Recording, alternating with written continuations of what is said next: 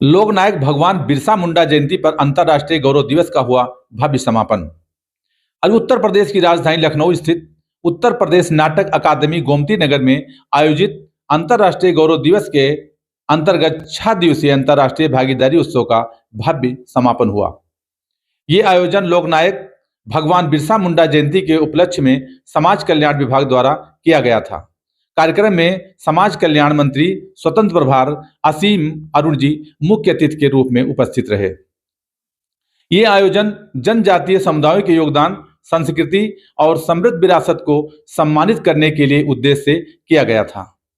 अंतर्राष्ट्रीय गौरव दिवस के इस अवसर पर बिरसा मुंडा के आदर्शों को जन जन तक पहुंचाने और समाज में समावेशी विकास की भावना को प्रोत्साहित करने पर जोर दिया गया।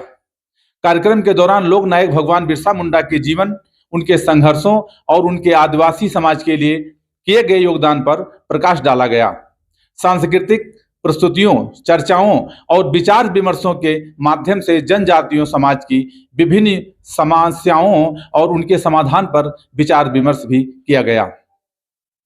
समारोह में मुख्य रूप से अनुसूचित जात जनजात आयोग के अध्यक्ष बैजनाथ रावत, संजय गौड़ प्रदेश अध्यक्ष जनजात मोर्चा भाजपा, संजय खरवार उपाध्यक्ष अनुसूचित जात एवं अनुसूचित जनजात आयोग, डॉक्टर हरिओम प्रमुख सचिव समाज कल्याण, मुकेश जी प्रमुख सचिव, डॉक्टर प्रियंका वर्मा उप निदेशक जनजात विकास, पूर्व विधायक श्री बेचन राम, विशिष्ट अतिथि के रूप में समाज कल्याण राज्य मंत्री संजय गौड़ और माननीय जीत सिंह खरवार की उपस्थिति ने इस कार्यक्रम को और अधिक गरिमामयी बना दिया।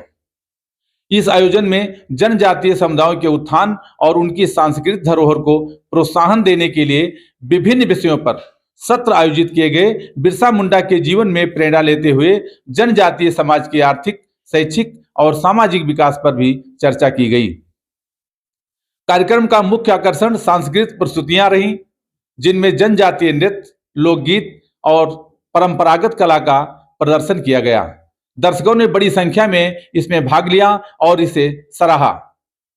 समापन सत्र में उपस्थित अनुसूचित जात जनजात आयोग के अध्यक्ष बैजनाथ रावत जी ने भगवान बिरसा मुंडा के योगदान को याद करते हुए कहा, बिरसा मुंडा ने न केवल अपने समाज के उत्थान के लिए संघर्ष किया था, बल्कि पूरे देश को यह संदेश दिया कि समाज में समानता और विकास के लिए हमें एकजुट होना होगा। उनका जीवन आज भी प्रेरणादायक है। समारोह के अंत में जनजातीय समुदायों के विकास और उनकी समस्याओं के समाधान के लिए कई योजनाओं और कार्यक्रमों की रूपरेखा प्रस्तुत की गई। सरकार ने जनजातीय समाज के सशक्तिकरण के लिए ठोस कदम उठाने का आश्वासन दिया। समारोह का समापन जनजातीय गान और धन्यवाद ज्ञापन के साथ हुआ। आरटी न्यूज हिंदी के लिए महेंद्र प्रताप सिंह। हमारे मंत्री असीम अरुण जी को और उनके सहयोगी मंत्री जी को हम धन्यवाद देते हैं। कितना बेहतरीन ढंग से कार्यक्रम को सजाया।